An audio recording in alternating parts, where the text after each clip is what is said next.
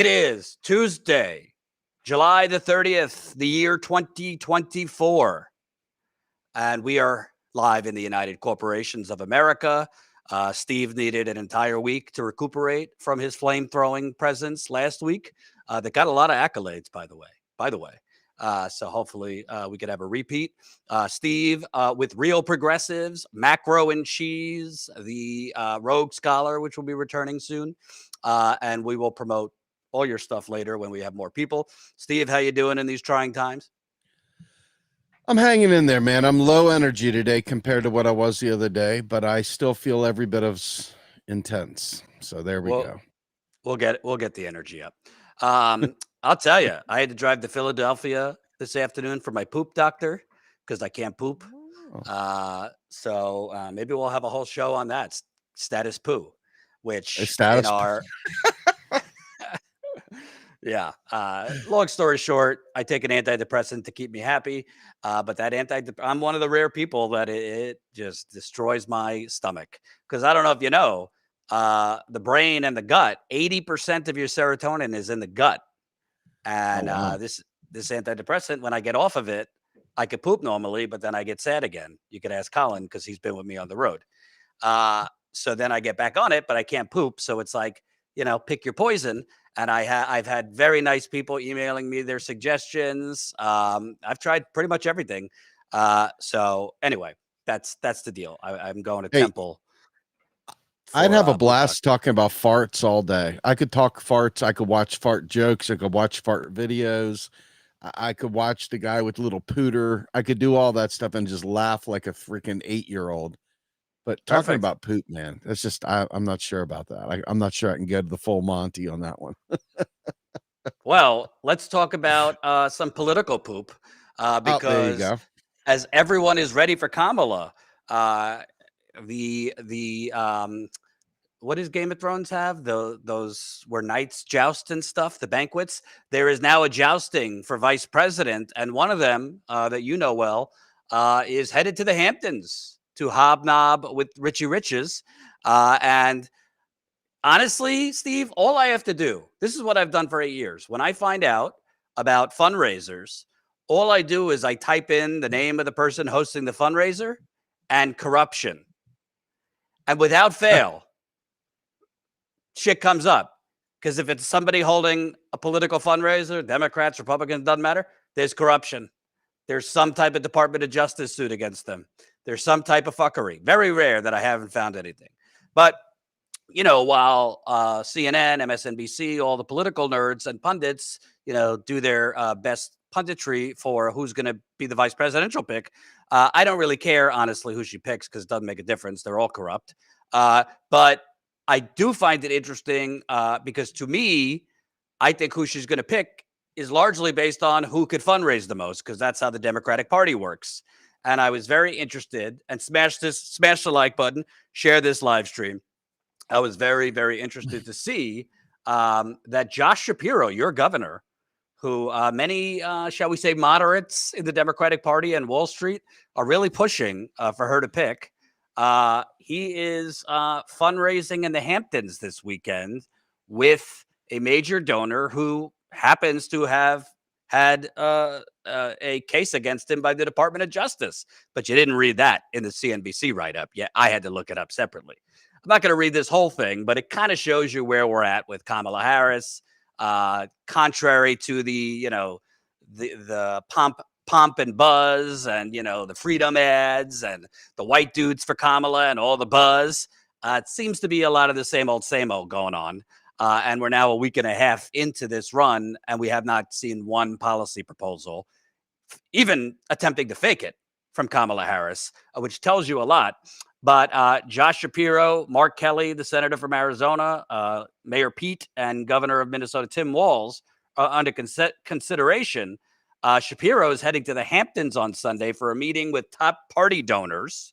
And let me tell you more about that. Pennsylvania Governor Josh Shapiro will rub elbows this week with a group of Vice President Kamala Harris's allies at a meet and greet in the ritzy New York beach enclave of the Hamptons, hosted by PR executive Mike Kempner. according to an invitation reviewed by CNBC. We'll get back to Mr. Kempner in a minute there. But very interesting. And this is the part I want to read here. Shapiro hits the Hamptons. Shapiro's fundraising strength could be on full display on Sunday when he heads to the Hamptons for a lunch with top party donors at Kempner's home in Watermill. Quote, starting with Kamala Harris at the top of the ticket, many governors and senators are ready to be her partner in leading the nation with sensible, moderate, common sense solutions. Oh, when they start saying moderate, common sense, that's code for nothing will fundamentally change. Kempner wrote in an email to potential attendees, which was obtained by CNBC, quote, none more than Josh Shapiro. I know you will love meeting him. He's a fantastic person and will be inspired by what he has to say, wrote Kempner. The event is not technically a campaign fundraiser. In fact, the invitation has a donation link at the bottom of the page to Shapiro's 2026 statewide re-election campaign. Yeah, I'm going to venture to guess a lot of that money is going to then be sent to the DNC or directly to Kamala Harris's campaign. But before we get into the donor and why he might not be the best person that you'd want to be fundraising with, your thoughts, because Josh Shapiro has generally gotten, a progressive MO that I've heard of from the media. People I've talked to have said he's not a bad governor. But I don't know. I just get kind of young Bill Clinton vibes from Josh Shapiro. Well, just, I voted for Shapiro in this past election. I, don't say that with any kind of joy. We didn't have a lot of choices. They didn't even have write-ins on this one. They really made it so that it was just red team, blue team. But that said, I went through the motions. I'm very skeptical of all electoral politics, but I went ahead and voted for him. One of the things about Shapiro that is really important to understand is that if you just read who he was without knowing who he was, take the name off and just read about him, you'd understand, number one, this guy funds privatization. He is a guy that funds private schools, charter schools. He is very much the anti-progressive in that space. He fits in nice and neatly in the purple state of Pennsylvania. But the guy he was running against was just absolutely batshit crazy. So Shapiro's ability to look calm and reasonable really, really set the stage and wiped the floor with the Republican, which was wild because Pennsylvania is very, very much. I mean, you've got Philadelphia and you got Pittsburgh and you got Pennsylvania in between. So it's one of those really interesting states that is very, very blue collar, very, very red, quite frankly. And Shapiro is very much a neoliberal, very, very much a pro-business neoliberal, and very much a pro-Zionist, pro-Israel, anti-Palestinian kind of guy. So for me, you already know where I stand. I don't even have to say it. Once you get all that out of the way, I mean, this guy is Joe Biden, except without the drool. So in my opinion, I would, in a world where these things matter, I would much rather see the guy from Minnesota as her vice president, a guy who has even moderate, genuinely moderate progressive claims. He's done some good stuff. I mean, I got to give credit where credit is due. He's done some good stuff. But Shapiro, I think the top thing for him is he's credible to Republicans. Republicans can see themselves in the mirror with Shapiro. The regular cloth coat Republicans, the George H.W. Bush Republicans can see themselves in Shapiro. But he is in no way, shape, or form what a progressive would be. Well, I could tell you the mirror he's going to be looking into this Sunday in the Hamptons will be with major Democratic Party donor Michael Kempner. If you have that article, Colin, Michael Kempner, who is a major PR guy. He has a PR firm. Well, the Justice Department slapped him in 2023 with a major suit because he took over $2 million in PPP loans that he was not entitled to. You remember the PPP program? It was supposed to be for small businesses during the worst of COVID to actually keep food on the table for, Working Joe and Jane, actual small businesses. It's not just him, by the way. The cookie jar was raided by, I mean, that swine from Shark Tank, Kevin O'Leary. You know him, the bald guy, Mr. Wonderful. He was getting PPP loans. A lot of the crooks that fund the Democratic and Republican Party donors were getting PPP loans. But this guy was so bad that the Justice Department hit him with an over $2 million fine. So a politically active public relations and lobbying firm owned by a significant bundler to Biden's 2020 presidential campaign entered into a settlement with the Justice Department after allegedly receiving a $2 million Paycheck Protection Program loan that he was not entitled to. The firm, MWW Group, also known as Mike Worldwide, is run by Michael Kempner, prominent Democratic fundraiser in New Jersey for more than 2 decades and a former Democratic National Committee deputy finance chairman. MMW was ineligible for a PPP loan because they had registered as a foreign agent for the government of Israel. Let me repeat. He had registered as a foreign agent for the government of Israel. The U.S. Attorney's Office said MWW had sought and received forgiveness of the loan. Now the firm will pay back $2.29 million plus interest. A whistleblower, Aiden Forsyth, will receive $229,000 from the recovered monies. Kempner bundled $1.7 million in campaign contributions to Biden, according to Open Secret. You know, and there's more, but I just want to focus on this part. The fact is, the reason that he was slapped with this suit wasn't because he's a millionaire and should have never been applying for PPP loans. It's because he didn't register as a foreign agent. So let that sink in. The real reason he and others should have had to pay the money back plus interest was because they didn't have a need for it.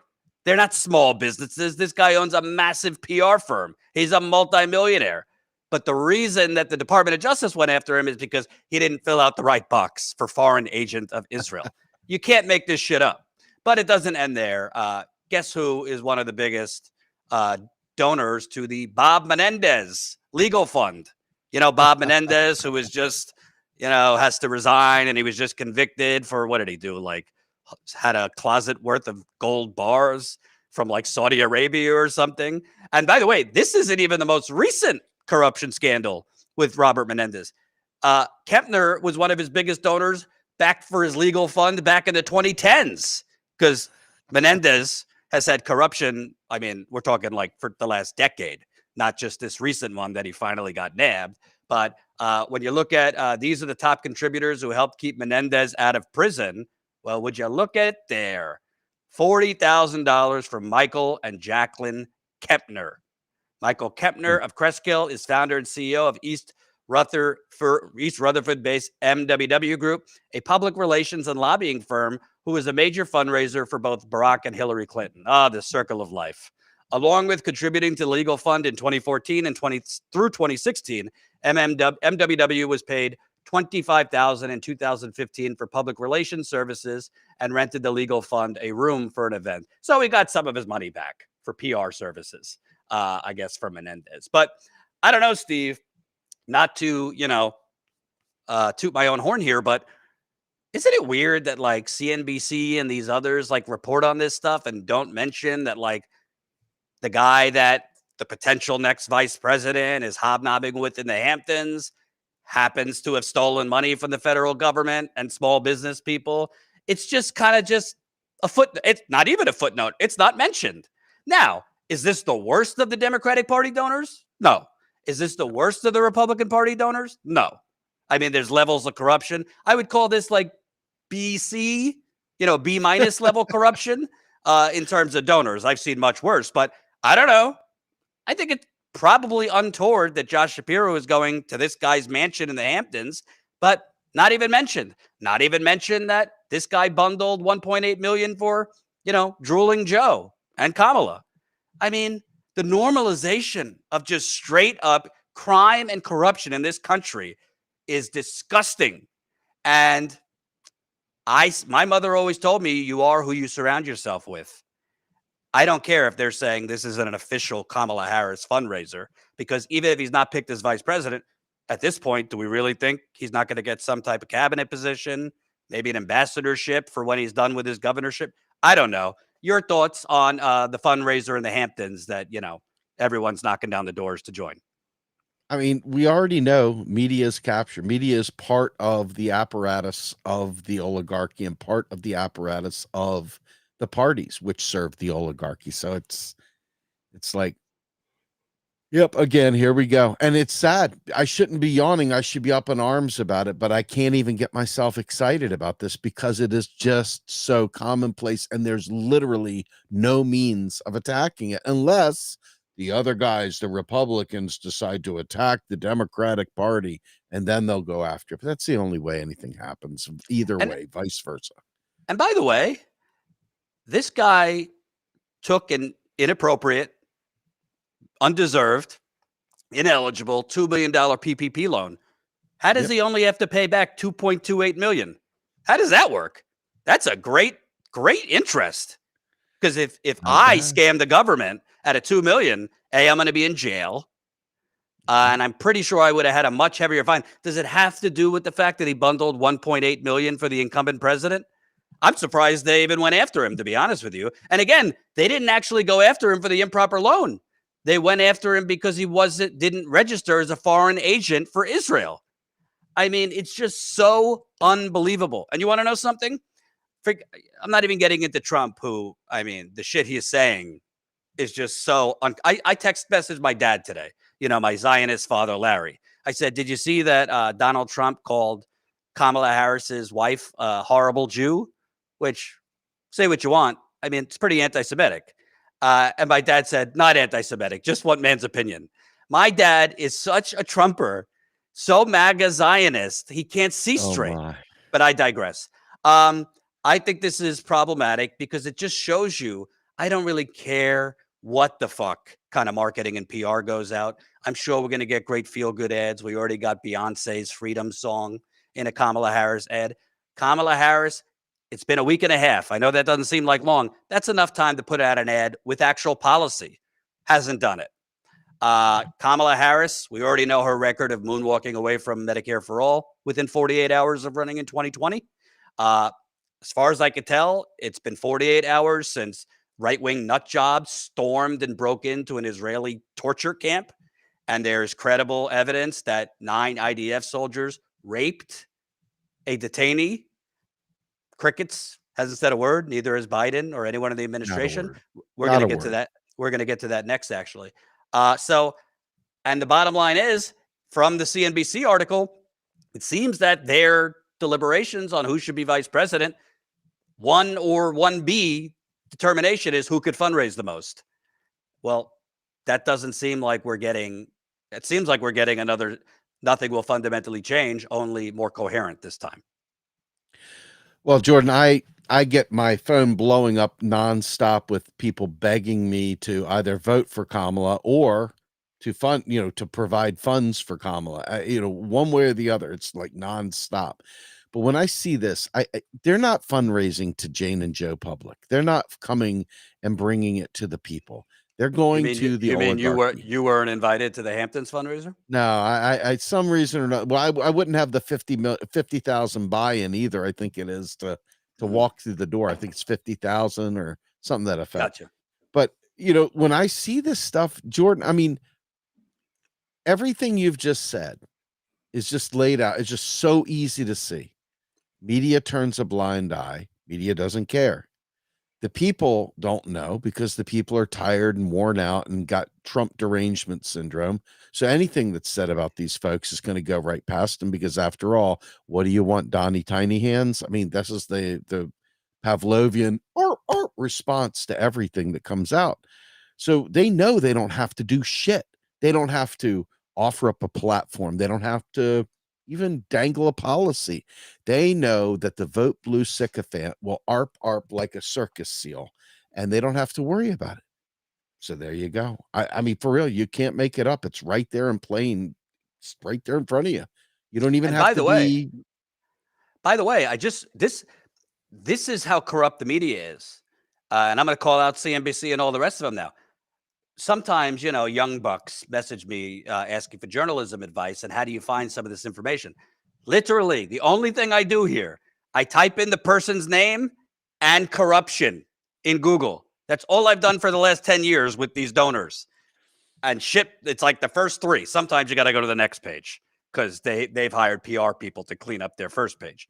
But it should not be normalized that the so-called working class party, this is how Hillary Clinton, by the way, spent her August. The whole month of August in 2016, she was in Napa Valley, Silicon Valley, Martha's Vineyard, and the Hamptons. While Trump, say what you want about him, was doing 2 or 3 rallies a day. She didn't go to Wisconsin. She took her volunteers out of Michigan before the election, and she was spending more time fundraising. This is not Kamala fundraising, but it is her, people fighting for this number 2 slot. And to me, you are who you're surrounded with. And this is not moderate. It is not moderate to go fundraise with criminals. If anyone else that wasn't a millionaire did what he did, they would be in jail. That's not moderate. That's not common sense. That's a racket. Yeah. And by the way, progressives, air quotes, Colin the Hill article, progressives are urging Harris to consider Bashir and Walz for VP, not Shapiro. Walz has got my... Close to 50 progressive leaders hailing from states ranging from California to Kentucky, including the originator of the coalition efforts, California Democratic Party caucus chair, Amar Shergill, who, by the way, wimped out on single payer in California, but that's another story, signed on to a letter released Tuesday telling Harris that they wholeheartedly endorsed her campaign. I don't know why they did that with nothing in return. Endorsed her campaign while noting that it is difficult to overstate the importance of your decision in selecting a vice presidential running mate. The correct vice presidential candidate could build on the amazing momentum, blah, blah, blah. I don't have the stomach to read the rest.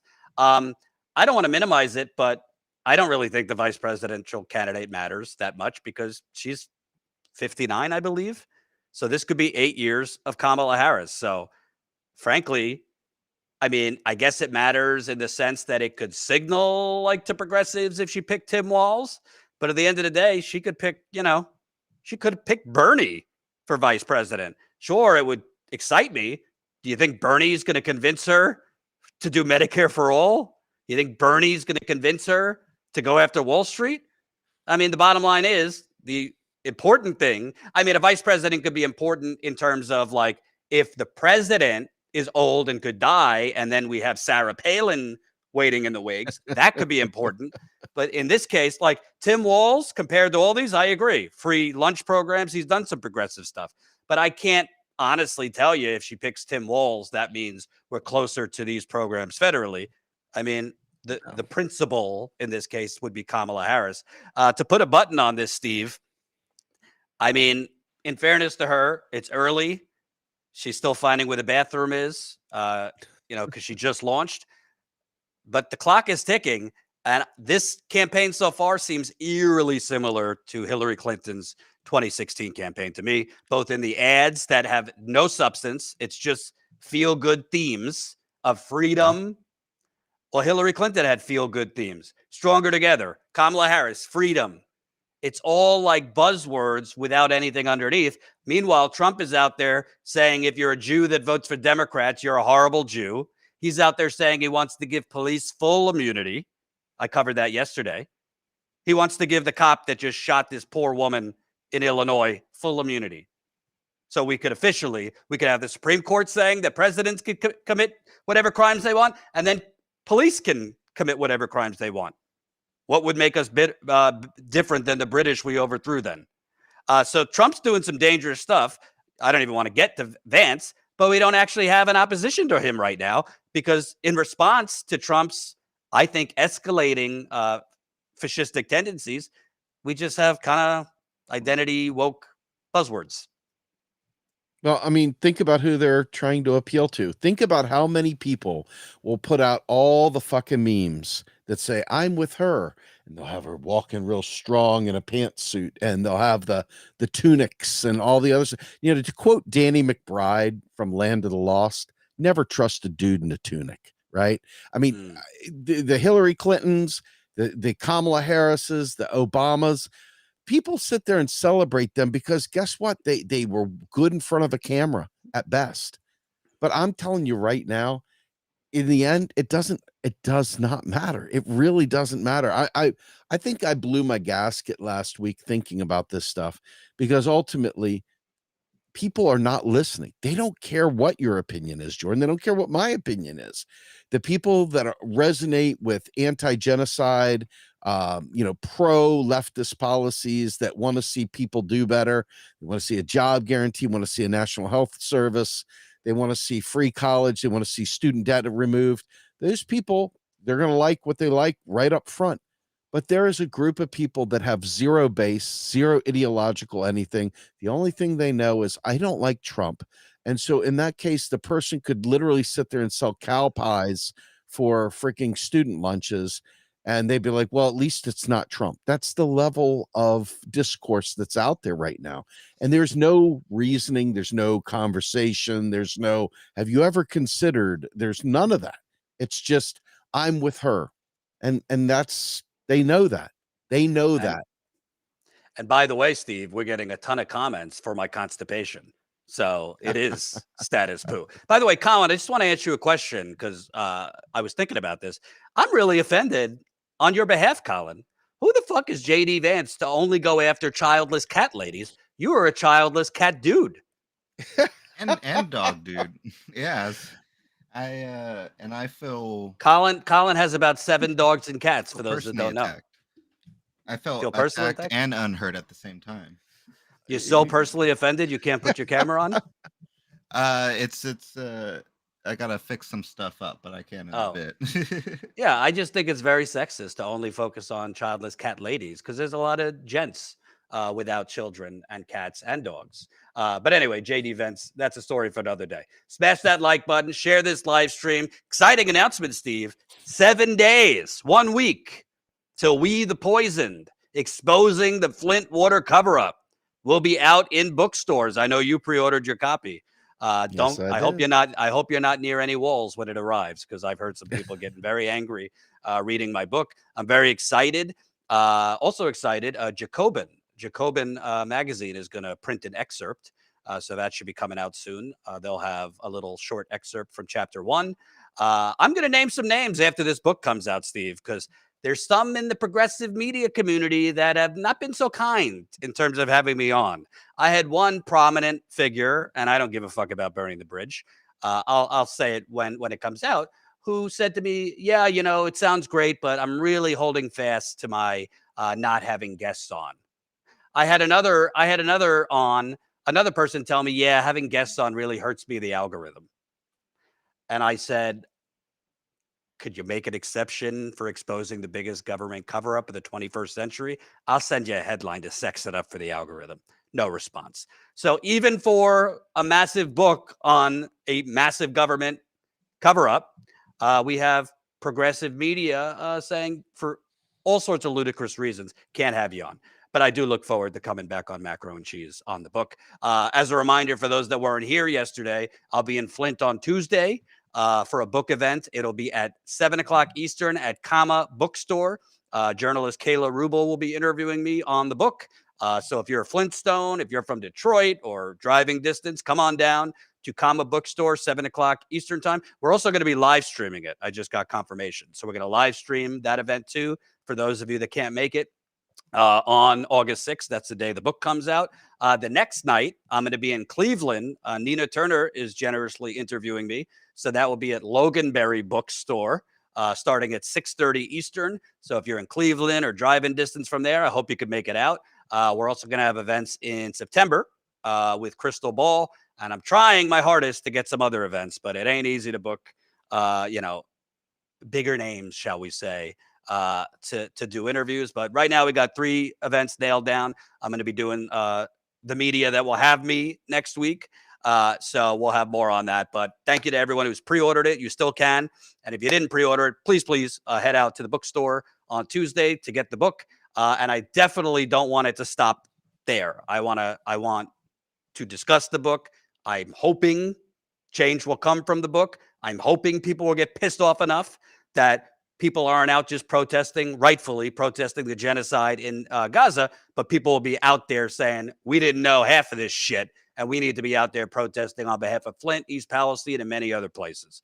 And we're going to do our members call this Thursday, by the way, this Thursday night. Sorry, Chris Garrett, had to do it Thursday night. Sorry, Generational Change, had to do it Thursday night. So 7:30 Eastern, we'll be doing our members call. So I'll be able to take questions about the book too. All right, Steve, obviously there was a lot of hubbubaloo from the New York Times about whatever they called systemic rape that happened on October 7th. Oh my. They had a whole story on alleged, major rape that went on from Hamas soldiers towards Israeli women. I can't say, nobody could say for certain. I'm sure there were isolated incidents. This happens in war. I don't care who it is. We condemn that. But there was no evidence of a widespread rape. But the New York Times ran with it. I think like 60 journalism professors demanded a retraction. They did not. Interestingly enough, the New York Times did not submit that story in their Pulitzer applications. They submitted other stories. But now we actually have what seems like credible evidence of Israeli torture, including sodomization at what I believe is kind of like an Israeli Abu Ghraib or an Israeli Guantanamo. And the response from a lot of Israeli politicians and Israeli public is to break into the Israeli torture camp and try and stop the arrests of 9 IDF soldiers. And by the way, these 9 IDF soldiers are only being arrested because of the, ICC, ICJ, not because like Netanyahu said, go in there and get them. If you don't know the story, let me just read this. I'm sure most of you do, but for those that don't, this is from Ynet. It's kind of a middle-of-the-road outlet in Israel. Medical report bolsters suspicion on sexual assault of Nukba terrorist. Nukba is Hamas military wing. Reserve soldiers deny accusations after 9 detained for questioning. Judicial officials say without internal probe, international tribunals will go after political military leaders. Very interesting that an Israeli outlet of all could put sexual assault in the headline, but the New York Times cannot. The Washington Post cannot. American outlets just say abuse. Well, one is rape and the other is abuse. Of course, rape is a form of abuse, but if you read the New York Times, Washington Post stories, you don't even get to the sexual assault part until like 6 paragraphs down. Some of them don't even report it at all. It's unbelievable. Military police investigators have some evidence supporting suspicions that reservists deployed at the Sidi Taman installation holding Nukba terrorists captured in Gaza sodomized a prisoner. Among other evidence, the investigators have medical records showing the terrorist was hospitalized with serious injury to his anus. According to the medical findings, he bled from his anus after an object was inserted into it. I don't know, Steve. I'm pretty sure the New York Times, the Washington Post, and all these outlets probably have more resources than this Israeli website. How do they get the medical records and all this? But the number one name in world news, paper of record, can't report that? Seems odd to me. But if you want even more cringe, let's listen to the State Department spokesperson today. Oh, God. Very, very legitimate, basic questions being asked by a good reporter. One of the few good reporters that's actually challenging the State Department these days. Let's take a look at this. The Israeli police detained soldiers yesterday or the day before. They suspected of raping a Palestinian, sparking protests and so on. Apparently, rape and killing and torture and all this thing happens regularly in Israeli detention camps. Does that constitute a war crime to you? So the reports of abuse are deeply concerning, and we have been clear and consistent with Israel and the IDF that they need to treat all detainees humanely and with dignity in accordance with humanitarian law.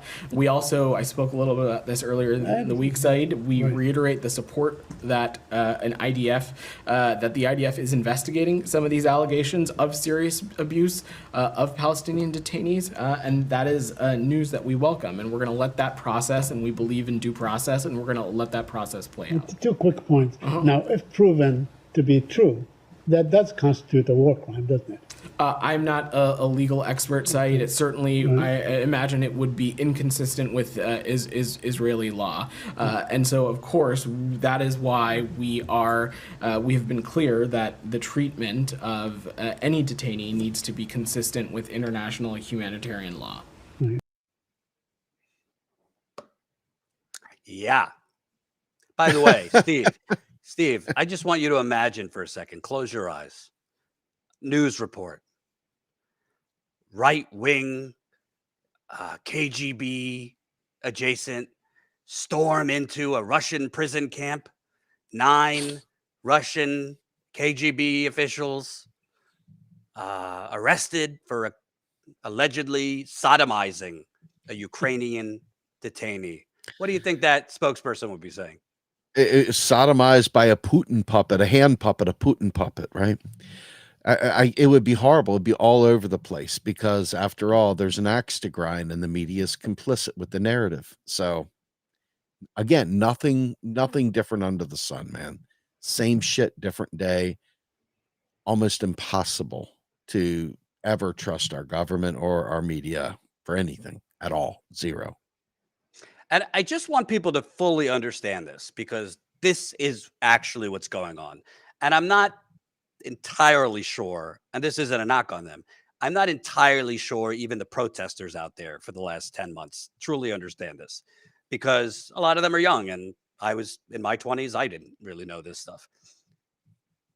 That State Department spokesperson and John Kirby, he's, I think, similar. I don't know if he's with the State Department or the Defense Department spokesperson, and all these, vacuumless answers, void of any sense of common sense, integrity, morality, Biden's, bullshit phrasing, and, check a box. We feel for the Palestinians. Kamala Harris, she feels more stern. She feels more empathetic to the Palestinians. By the way, if you're watching, I've been reaching out to folks in Dearborn, because while I'm in Michigan for my book next week, I want to go to Dearborn and interview people in the Arab American community. So if you're from Dearborn, feel free to reach out, Jordan Chariton at StatusCoup.com. But all of this, it's all about, Colin, full screen me, the United Corporations of America. It's the donors. And this is just follow the money. I don't think it's anti-Semitic to say a big proportion of the donors are Jewish. A big portion of the donors are Zionists. And in an election year for a president, governors, Senate, Congress, all the way down to the PTA, that's all. That's all Biden and the Democrats, Republicans too, by the way, to be fair. It's all they care about. They don't want to ruffle the feather of the donors. And these sociopaths are literally willing. Doesn't matter how many people die. It doesn't matter how many people are sodomized. It doesn't matter. They cannot ruffle the feather of Haim Saban, net worth $3 billion, who held fundraisers for Biden and will probably hold fundraisers for Kamala Harris if she doesn't change her tone on Israel. Jeffrey Katzenberg is still the co-chair now of Kamala Harris's campaign. Major Zionist, net worth $900 million.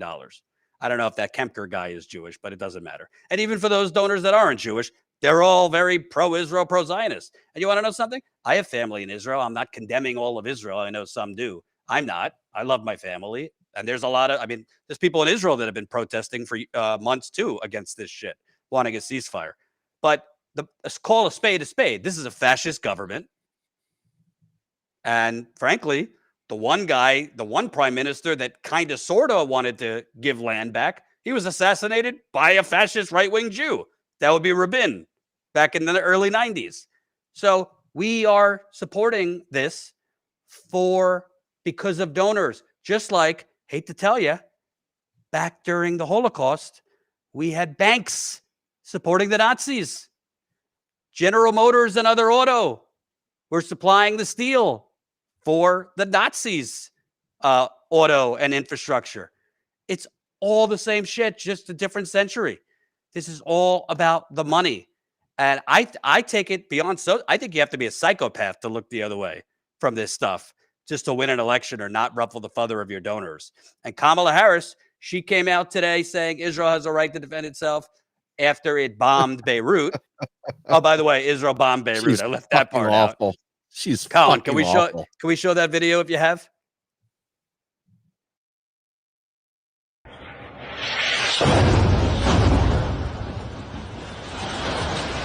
في عالم، في حدا على الأرض هناك، ما حدا من نزل.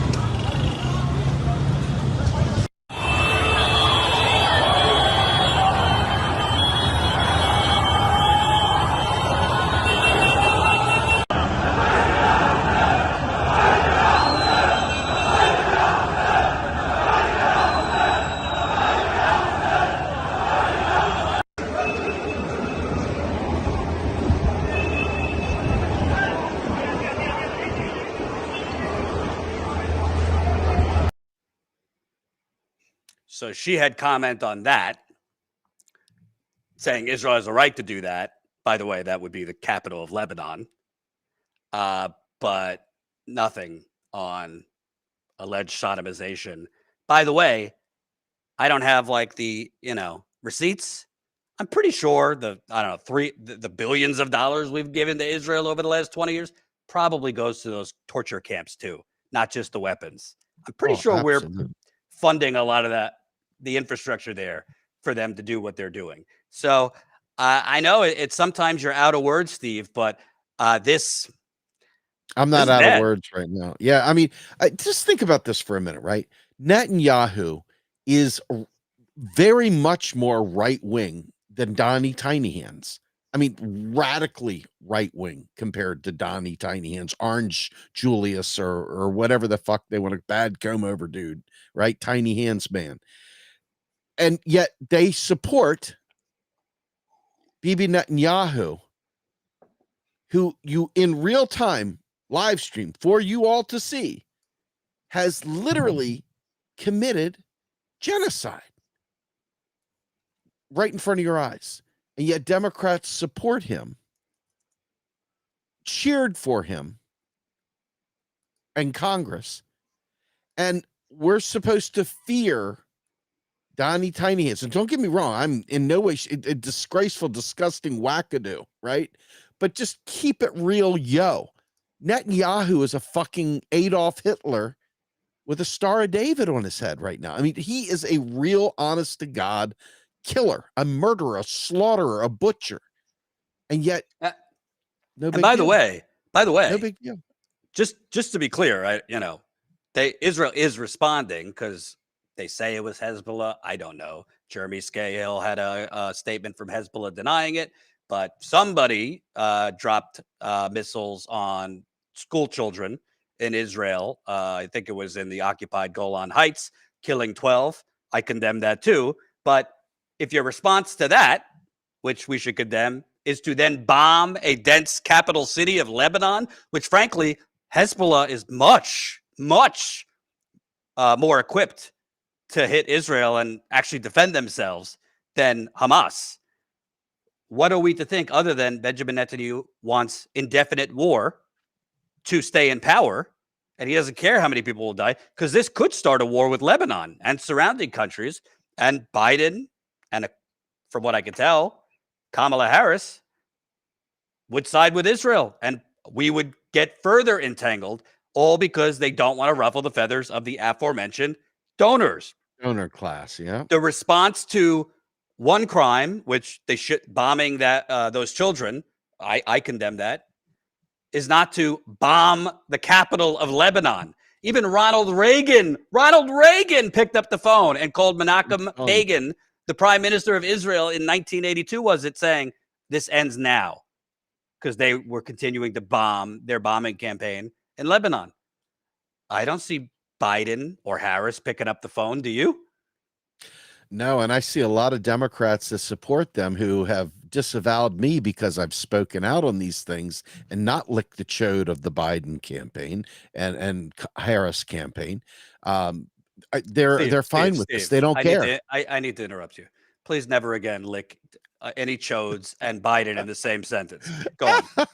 No, I mean, the fact is, I mean, these people are absolutely just pathetically infantile in their Pavlovian responses to all things Democrat.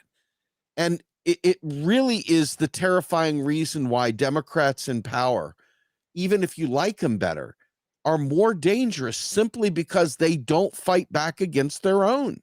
They will not take a stand on things that are this obvious, this fucking obvious. They will stay silent, and their only pathetic juvenile reply is, what do you want, Trump? And that statement alone, if for no other reason than to never fucking hear that again, God damn, I hope Trump gets out of our hair forever, just so we don't have to ever hear. I'm more worried about the vote blue sycophant saying, what do you want, Trump, than actually Trump. That's how bad they have become.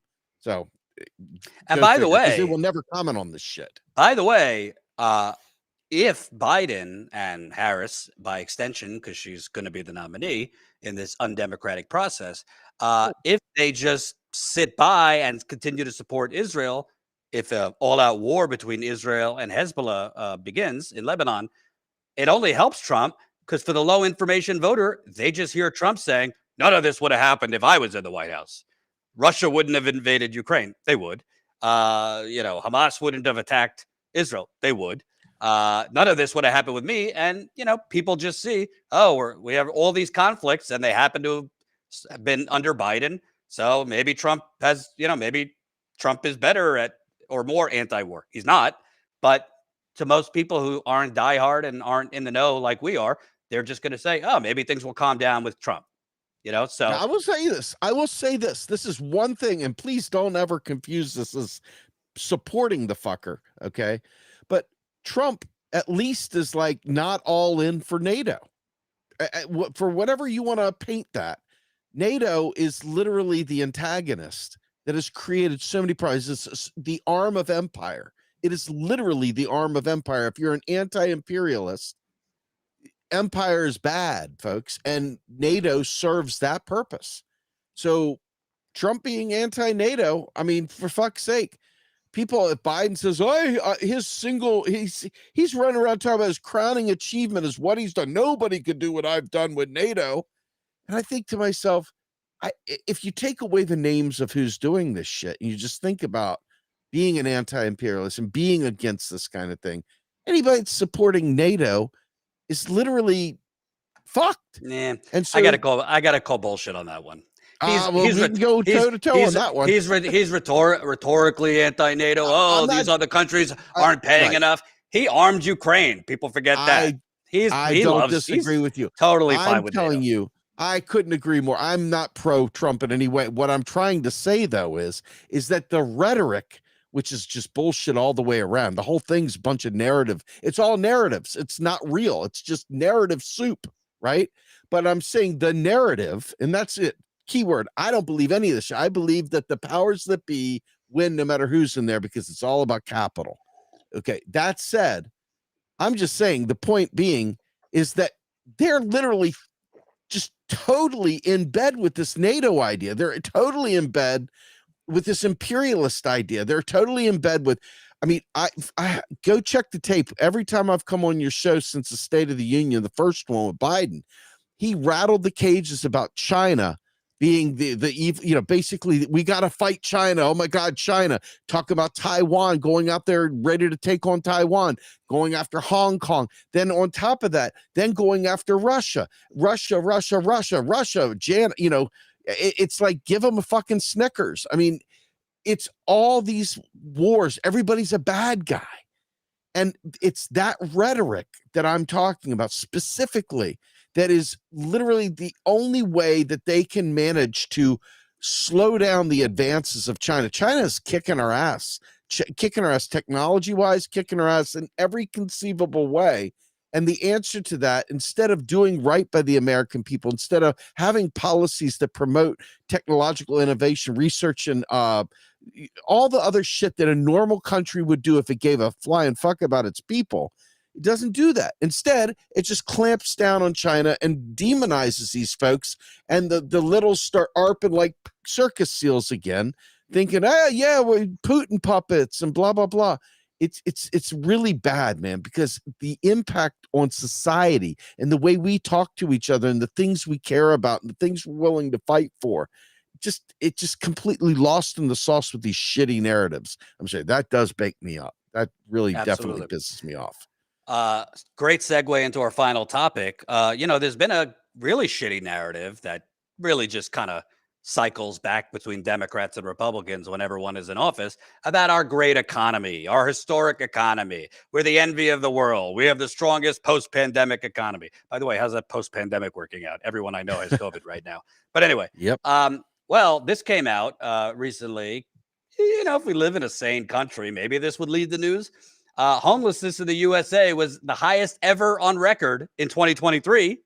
In 2024, homeless shelters and services are seeing an uptick in people with jobs who are living in their cars. Low-wage workers can't afford rent. That is from the Washington Post. Credit to them for doing the story, have to say. Look at that chart. Look at that spike. That is in 2 years during the supposed great economy. This from the Washington Post. More of America's homeless are clocking into jobs each day. Homelessness, already at a record high last year, appears to be worsening among workers. They even have a wonderful picture of a dog in the story. They are plumbers and casino supervisors, pizzeria managers, and factory workers. They deliver groceries, sell eyeglasses, and unload trucks at Amazon. And they're the new unlikely faces of homelessness. Working Americans with decent paying jobs who simply cannot afford a place to live. Homelessness, already at a record high last year, appears to be worsening among people with jobs as housing becomes further out of reach for low-wage earners, according to shelter interviews and upticks in evictions and homelessness tallies around the country. The latest round of point-in-time counts, which are always, I believe, an undercount because it's kind of hard to take a flawless homeless count. A lot of homeless, by the way, are couch surfing. A tally of people without homes on one given night show a discernible uptick in homelessness in many parts of the U.S., including Southeast Texas, up 61% from a year ago, Rhode Island up 35%, and Northeast Tennessee up 20%. While there is no federal data on unhoused workers, shelter administrators and local groups report a spike in first-timers with jobs. In Tulsa, for example, where homelessness rose 26% this year, lack of affordable housing ranked as the top reason people said they were homeless, beating out mental health struggles or job loss. Quote, I work 50 hours a week and it's still really hard to keep up, said Aaron Reed, 22, who makes $21 an hour at an Amazon warehouse near Nashville and returns to his mother's Hyundai SUV to sleep. He shares the back seat with their black lab Stella while his mom sleeps out front. And Steve, if you'll allow me, I want to play a clip. It's from my time at the Young Turks. Hopefully they're not going to ding me for it. But this is me in 2016 at a homeless shelter, not a homeless camp in Portland. And what I was really struck by when I came there, middle of the day, nobody was there. It was empty tents because people were out at work. This was 8 years ago in Portland. Let's play that. In our society that looks down on people that don't have something you can take from them. Mm-hmm. And houseless people generally fall into that category. And, some houseless people are out here because they have drug problems. Some are out here because they have emotional problems, mental illness. They should be in treatment. They should be getting, a lot of people out here, well, not a lot. I'd say maybe 30%, maybe 20% should be in housing because they're not able to get into housing on their own. That we as a society should definitely be taking care of these people. They're unable to take care of themselves. And what do you have to say? There's an ideology in this country that, tough luck. You're responsible for yourself, and you shouldn't be occupying city blocks, and you guys are the takers and just want a free hand, a free lunch, so to speak. Well, the people that are out here aren't the ones that gobbled up as much of the wealth as they could in this country when it was available to them. They're not the ones out here drawing property lines saying you can't be on this piece of land that God gave to everybody. And those are the same ideology that that oppresses houseless people and keeps them houseless is the same ideology that keeps the super wealthy wealthy and keeps the wealth channels funneling towards the top 1% of our society. And what's interesting to me is a lot of the people here used to be middle class. That's exactly right. As the years go on, we see that the wealth that's held by the middle class keeps going down. People keep losing their houses. People are being foreclosed on because of economic and social manipulations. Everything from the housing bubble to, higher taxes and higher costs of living, lower wages, inflationary tactics by our Federal Reserve. If you didn't see the TYT, Mike, you would think that I just did that interview yesterday. This was eight years ago. And that guy is way more well-spoken than any dipshit pundit I've ever seen on CNN. Yep, absolutely. They are lying to all of us about this economy, not just Biden. If Trump gets back in, he'll be lying too. And by the way, in that same story, they said there is no real measurement or database for employed homeless. So that ain't factored into the, Bureau of Labor and Statistics jobs report on the first Friday of every week. It's all smoke and mirrors. I'm not saying, not everyone is homeless, but I think what we're beginning to show you here is all of us are one or two bad things happening away from possibly being homeless. And keyword, every city in America is selling out to real estate developers. That is what's creating this crisis, among other things. I got to tell you, I focus very heavily on macroeconomics and a lot of the things I talk about. And the thing about macroeconomics that it does, and it's really scary, is that it hides the pain and suffering of the poor and the middle class. Because what it does is it takes aggregates and it makes it look like, God, everybody's doing great. Look at all these jobs. We created more jobs, people working 3 jobs and still not able to survive. And it's caused a rupture with me and many of the people, even in the MMT community, because I refuse to continue to talk about it in a certain way. I think it's important that we understand stratification, that we understand how it impacts each individual and at different levels, right? Because when you blend it all together, if you put my income and Elon Musk's income together and just say, look at these two, the economy's doing great, and you split that in half, well, goddamn, we're both doing fantastic, aren't we? But the reality is that I'm not even making enough to shine his shoes at this point, and he could control the world. So this is the problem with aggregates, and this is the problem without looking at stratification, meaning, being able to cut it off in slices and be able to look at power and income and a host of other factors. And so when we're looking at things like this, the average news cycle, the average newspaper article, the average television show, the average quick clip on mainstream media, all of this stuff talks about it from an investor's perspective. So if you're listening to stuff about the economy, you're hearing what a great economy it is. Great for who? You're hearing about it from a dialectical perspective in the perspective of the capitalist class. And people, I saw some comments previously where they were like, oh, this lefty.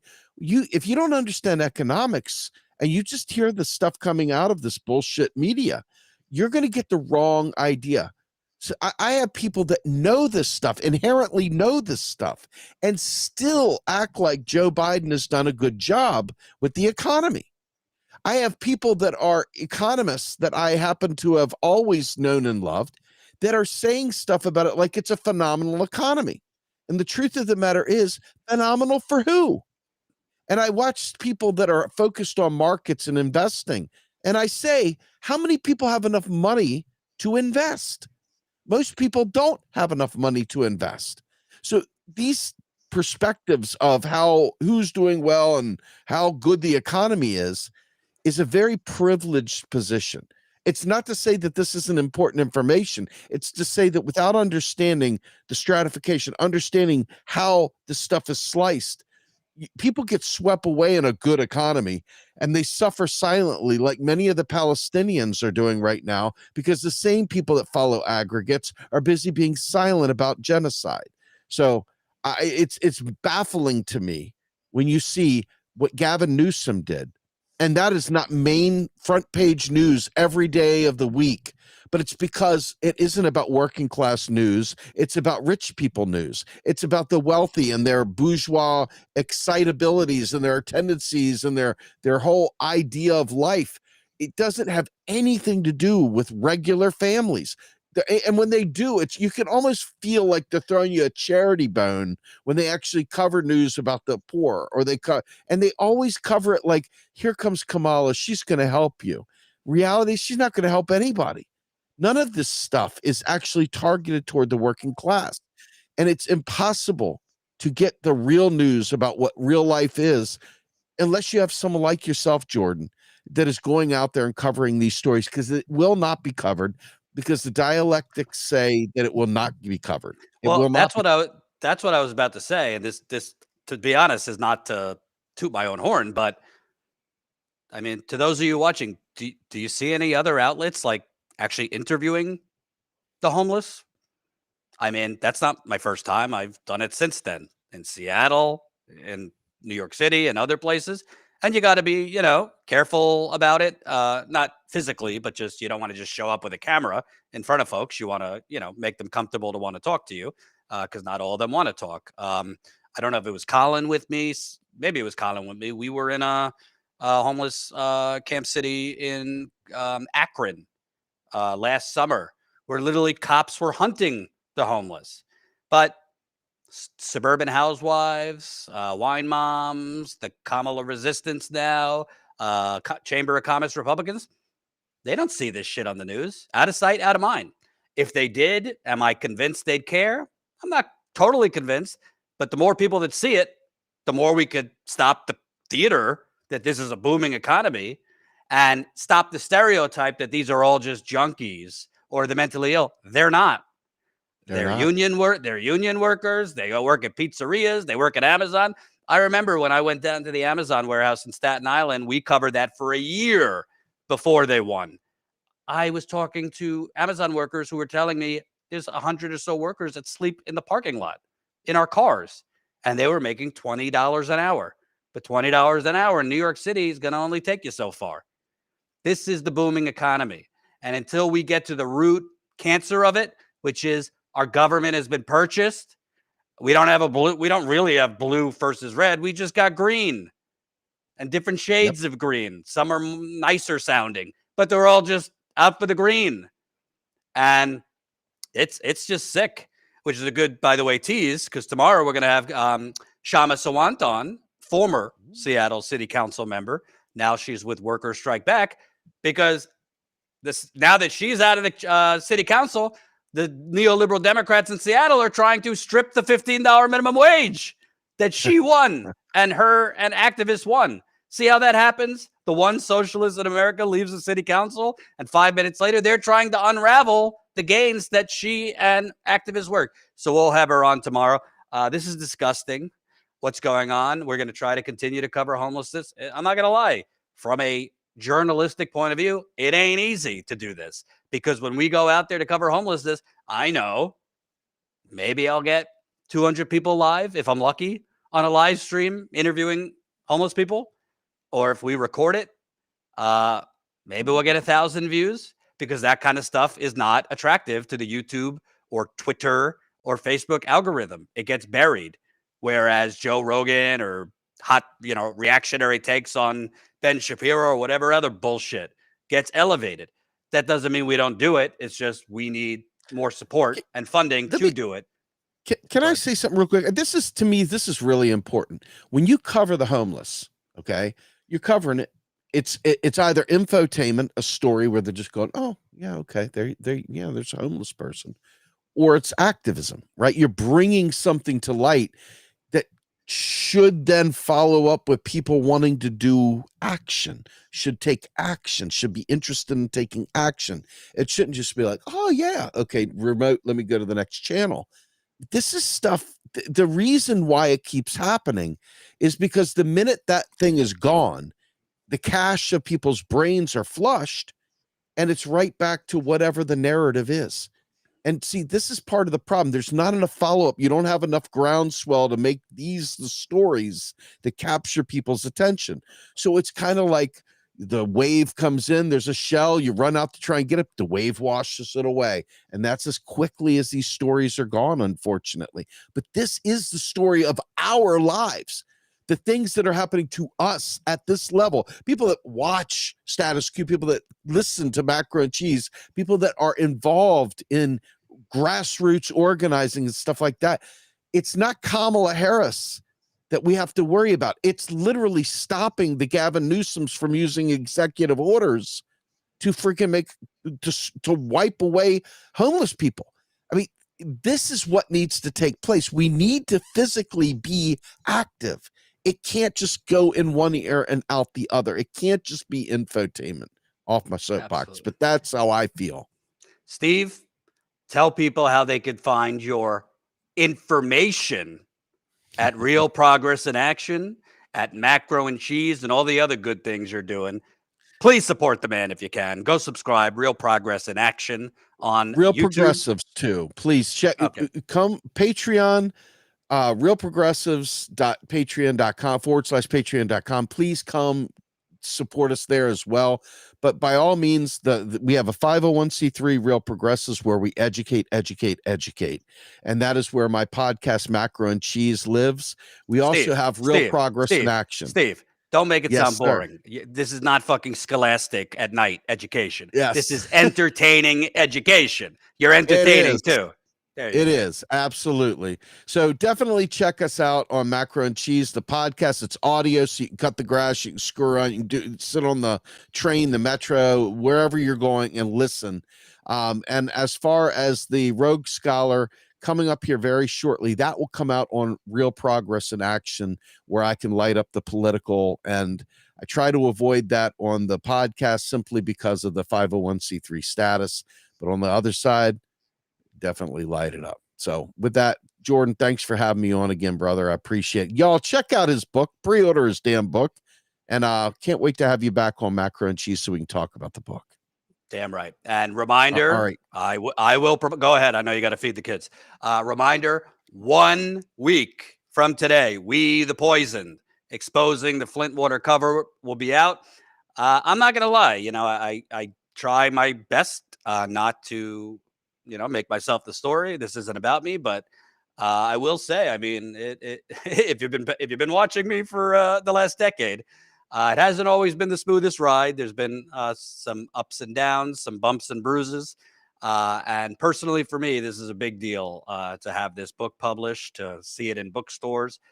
There was a long time that I did not think I would get this book published. I would ever get the full story of Flint out there. So I'm very proud. Most importantly, I am excited and hoping that the majority of Flint will finally be able to have access to the full truth of who poisoned them and why.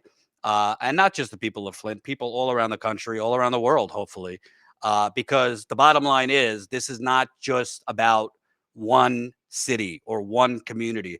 This is about all of us. We could fight about politics. We could fight about culture. We could fight about a lot of things. But there's one thing we can't fight about. Every single person, from your tree-hugging progressive to your batshit crazy right-wing uncle, need water. And if a whole city can be poisoned and a massive cover-up could sweep it under the rug, and then those people could be left to die slowly, then what do you think's coming to a town near you? From people I trust that read the book, who I know would tell me the truth if they had criticisms, they told me they were blown away. They wanted it to be longer. They wanted more. So maybe I'll have to do a part 2. But please, you could still pre-order it, but you could also just go to a bookstore on Tuesday, August 6th. to get it. It'll be available at most major bookstores.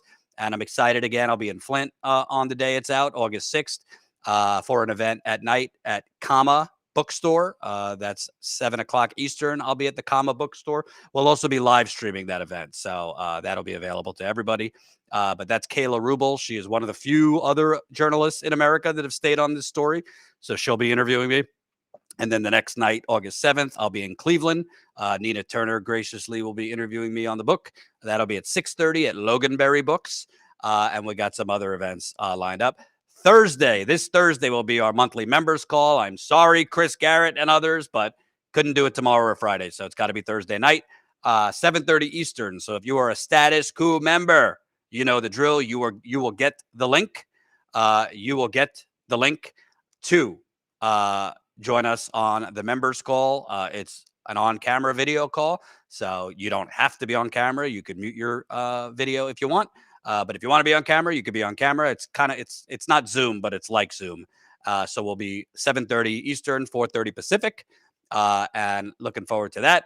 Thank you for watching. We are almost at 200,000 subscribers. So if you haven't subscribed yet, subscribe to Status Coup. We're about 500 subscribers away right now from 198,000, and then obviously very close to 200,000. Thank you for watching.